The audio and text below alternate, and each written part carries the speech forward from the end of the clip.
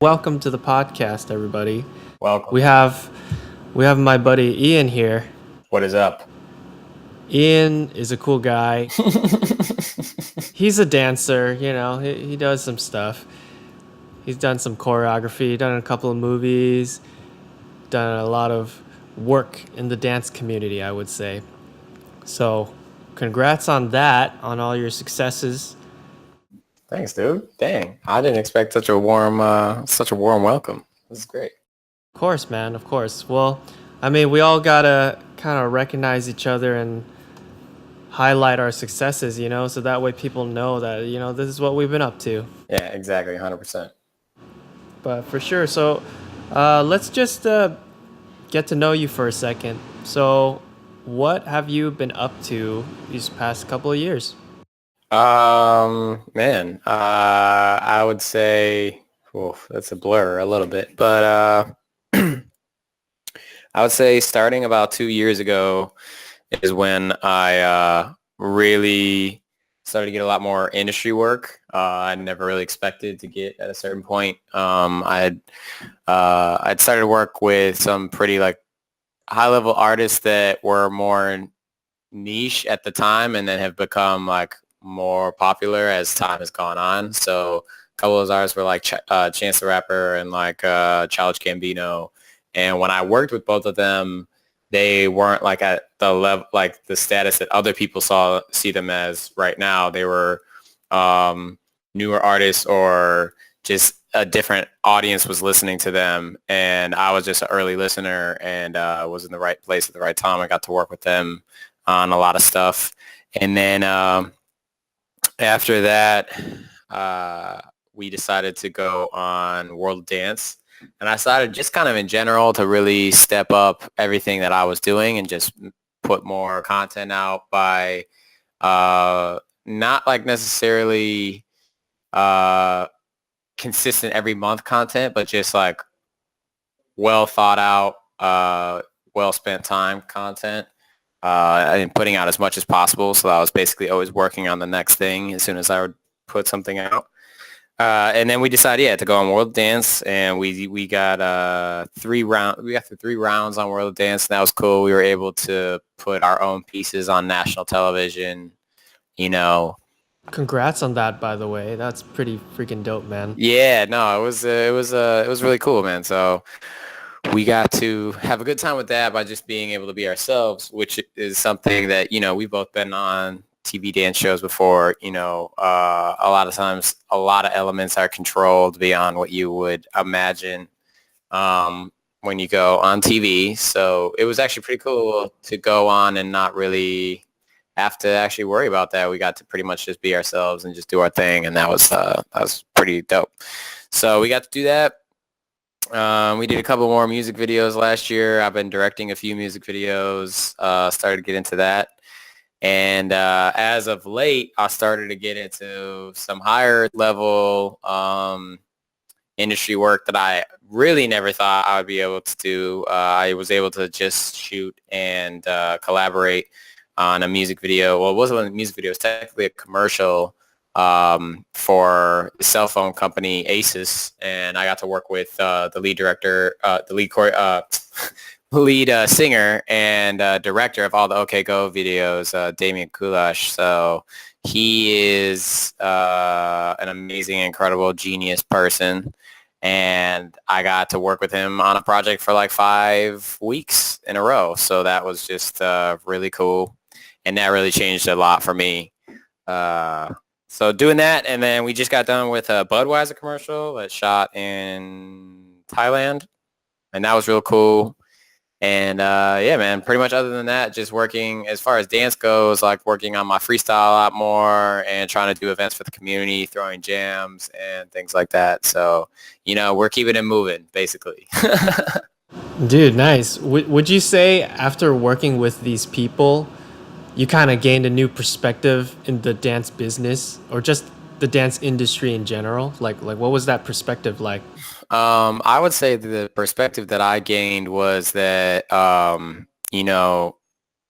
don't let people in the industry dictate to you how the system works, because the system is slower if you play within the rules of the system. You know what I'm saying? Like when people tell you, oh, it's going to be a long time before you could do this or you could do that, it's not outsmarting the system. It's just looking at a way to do something that makes you happier, faster. And when you're happier doing something, then if you try and cram yourself into a system, then people just see you shining from like what you actually enjoy doing and what you want to do.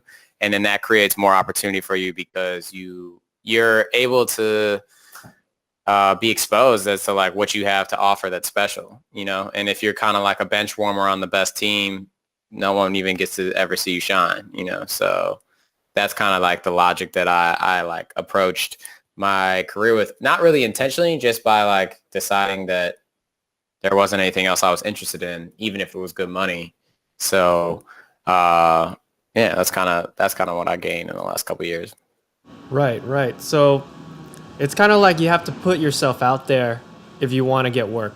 You can't wait for your opportunities to come. Yeah, because something that was like, I feel like is an interesting thing that was pushed on my generation of coming up in the dance world is like versatility. Like you have to be so versatile if you ever want to be booked as a dancer at all, which is to me a little bit interesting because like in freestyle world and in like real authentic hip hop world, like basically, yeah, you definitely like everybody dabbles in certain styles. And obviously the people who have more styles under their belt are technically, better, superior dancers and are more well-rounded dancers and will probably win because of the wealth of knowledge they have.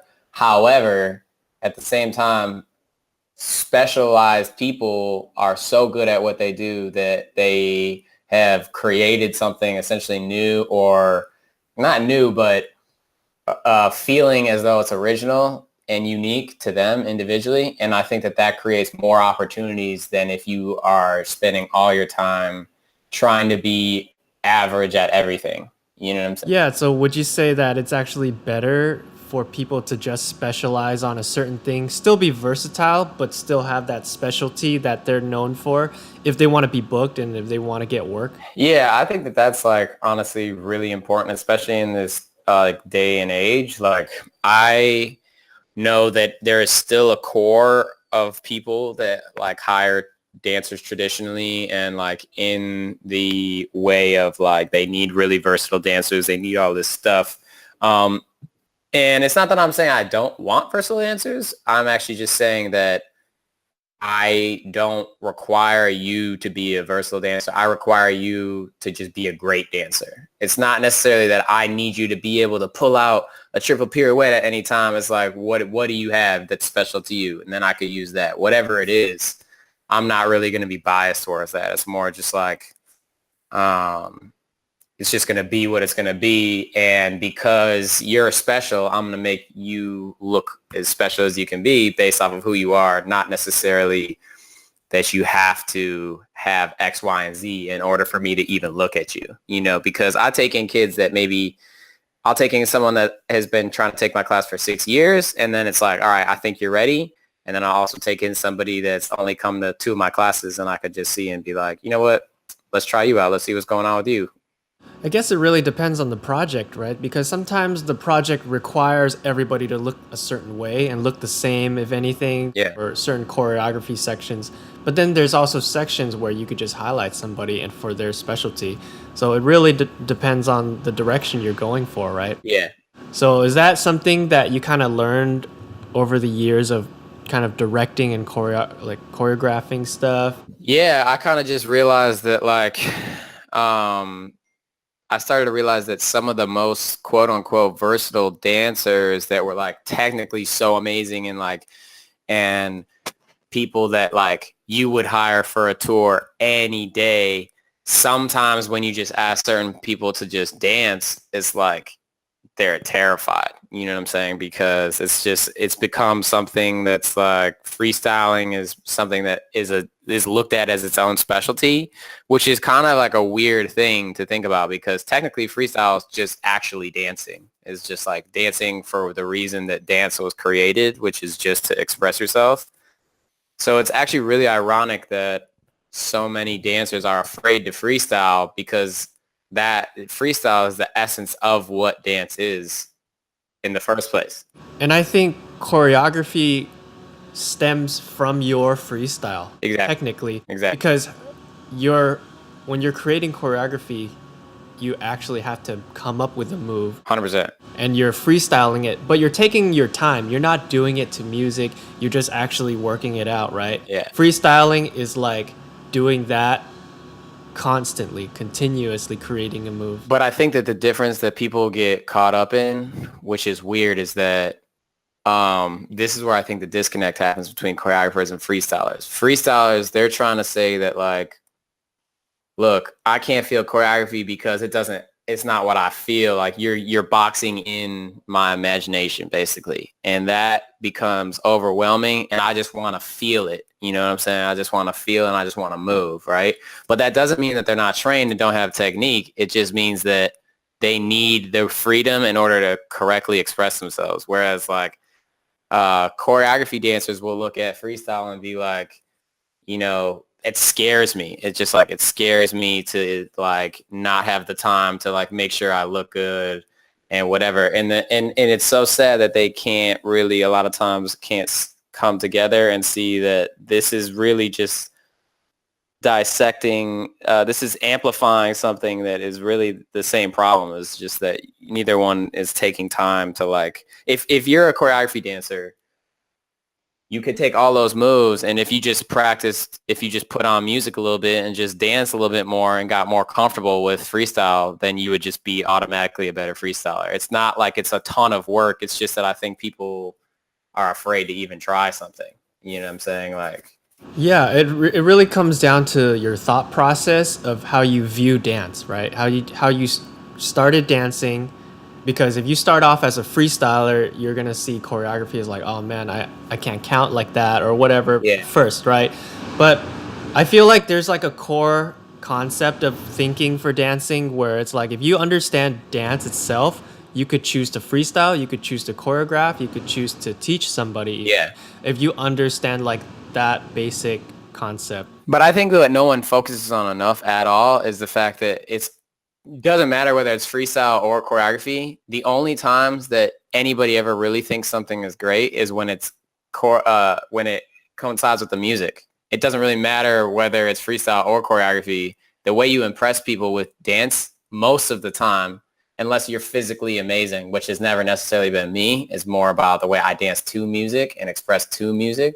So like 90% of the time, it's going to be the way you interact with the music. So if dancers looked more at dancing as a connection to the music and less as I'm doing these moves or I'm just exploding and being free, the more they look at it as a connection specifically to music, whether you're designing your move to the music or whether you're just feeling your move to the music based off your like regular technique and practices, it's all the same thing. It's all the exact same thing. Yeah, see, to me, right there, your thought process, to me, that's dancing in a smart way, where you're not thinking of literal moves. You're thinking of the way you view it first, then you start to get to work because now you're getting to work with an understanding of why you're doing it. What, like, who are you trying to dance for? Like, what type of message are you trying to send out to your audience, right? Exactly. Dancing smart. You're not just dancing aimlessly with like, oh, I'm feeling myself today. I'm just gonna dance. No. No, you're actually putting thought into it, you know. Yeah. And that's what I really like about you is because I think that that's what makes you successful because you know how to communicate with your clients. You know how to communicate with your audience. Like, hey, this is me, and I'm gonna tell you that story in the form of a dance, and you know how to portray it very well. And like you said, dancing with the music, it's like if you don't have that if you don't have that connection with the music, it's not going to make sense. It's just going to be random. Because our art form is like one of the few art forms that requires another art form in order to make our art. So the problem is that if you don't have the communication between the two, then you're just making nothing. You're just spinning in a circle because the basis of what you're creating over isn't clicking at any point with what you're trying to create. It'd basically be the same concept as like a painter trying to paint on nothing. Like they don't have a canvas.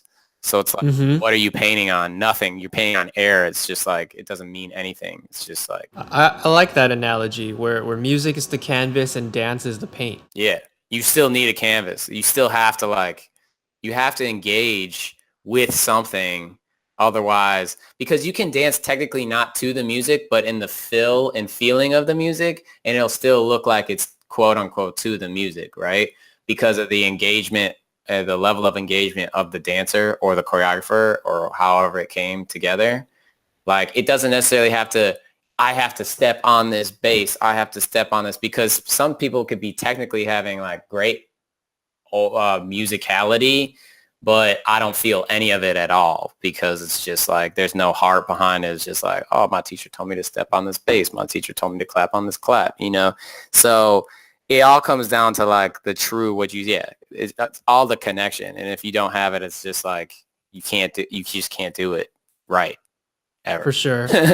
I'm going to wrap up this conversation right now. So we basically covered certain ways of thinking when you're creating, right? Certain ways to connect with the music.